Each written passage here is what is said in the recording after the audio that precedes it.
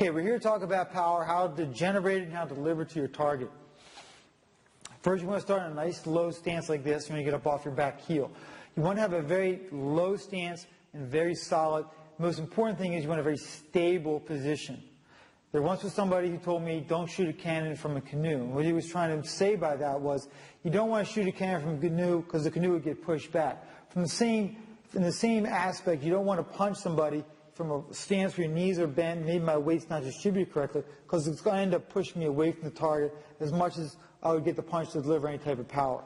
So I want to become a very stable position from which to throw my punch. Another important factor is the timing. Now, when I say timing, I'm talking about the timing of the individual body parts.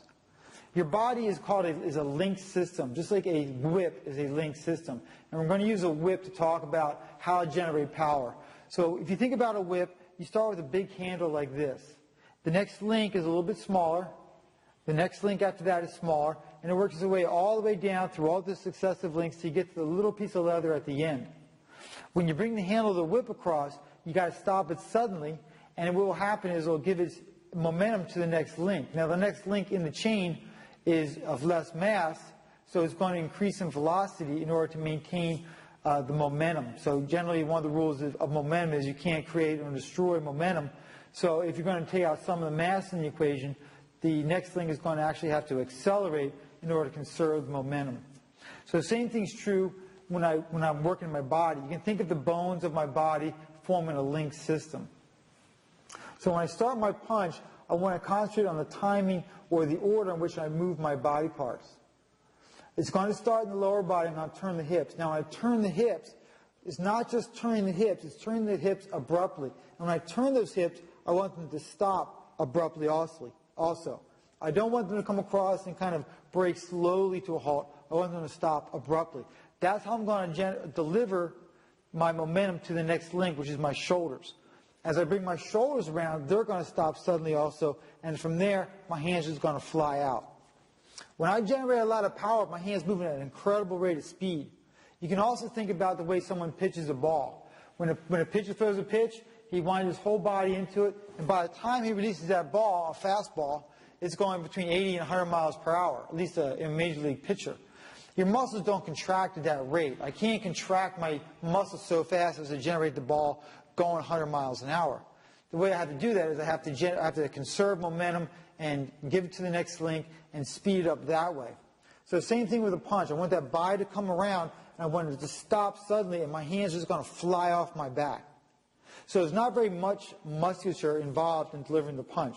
I'm going to come in here, pow! Okay? But if you think about the arms that extend, your tricep and your chest muscle, they're not even going to be engaged at that point. You are just throwing your punch at the person. Now, we were talking about a whip earlier, and part of snapping a whip is to jerk the handle. So when I bring that handle of the whip across, I have to stop it suddenly.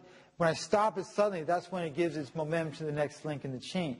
So stopping abruptly is also very important. We talked about the hips coming around and stopping abruptly.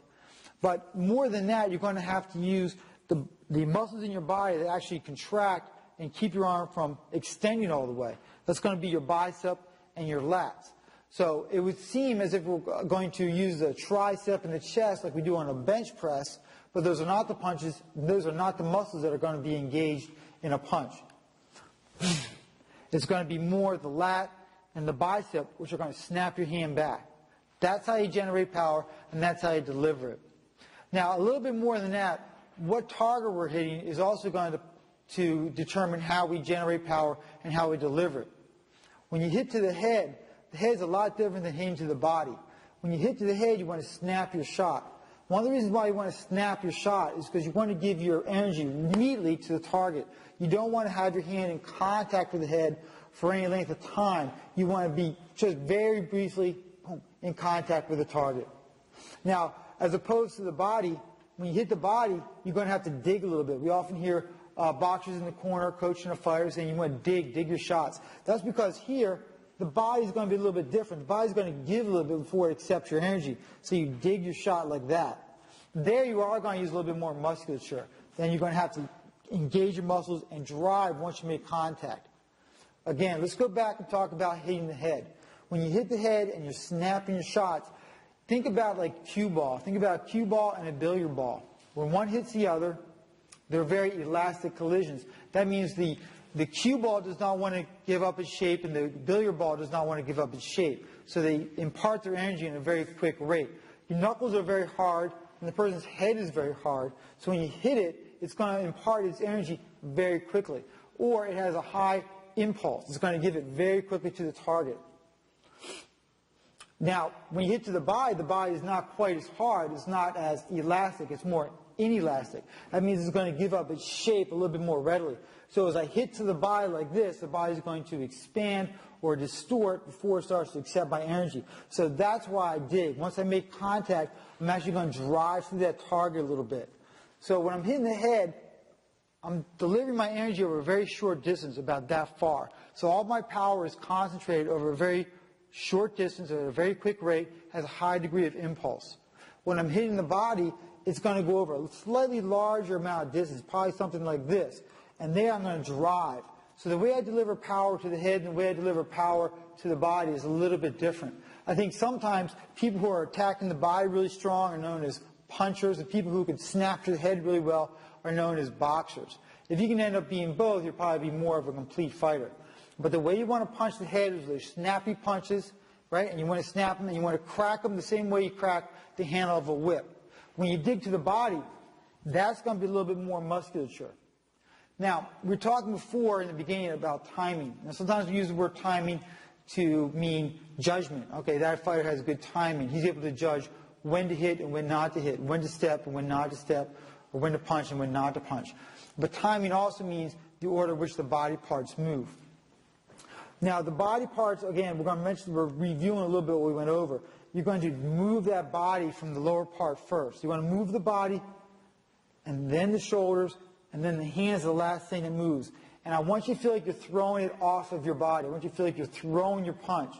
I can give you another example. When you're driving your car and you accelerate to a certain speed and then you put the brakes on suddenly, a lot of times something on the back seat will fly forward. This is the same way you're giving energy to your hand. You can think of your body as the vehicle, right? You're accelerating and then you stop suddenly, you put the brakes on. And when you put the brakes on, the hand flies out. Okay? So again, you're throwing your punch. And you're throwing your punch with your back. Keep your hips rolled back a little bit this way. Have good leverage. Make sure you're up on the ball of your foot, ready to explode. Now this is why we were going to talk later about exercises you can do to enhance your boxing potential. I don't think that doing a lot of weightlifting is going to make you punch harder because it makes you stronger. I think that what happens is it's just a good exercise, it's good therapy, it's good cross-training.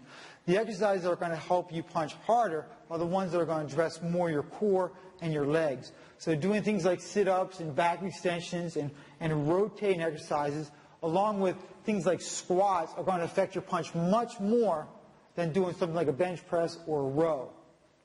This is how you generate power. It's all about timing. It's about the order in which your body parts move, and more importantly, the order in which your body parts stop. So you want to learn to jerk that body to a stop the same way you jerk the handle of a whip to a stop. As you can see, in order to have a knockout punch, it's more about coordination between the body parts, and it's more about stopping your body. It's not about the muscular strength that you would use like doing a bench press. It is muscular strength, but it starts lower in the core. By the time it gets up to your hand, there's almost no muscle involved at all, except for the muscles to stop your action. So you want to be able to whip or jerk your movements. You want to, bang, jerk your body to a halt and let your hand fly off. That's how you're going to generate the power into the hand and then eventually into the target. That concludes this lesson. Thank you for joining our videotape series on Ultimate Boxing. Remember, to be good at boxing, you've got to train regularly, train hard, and keep an open mind.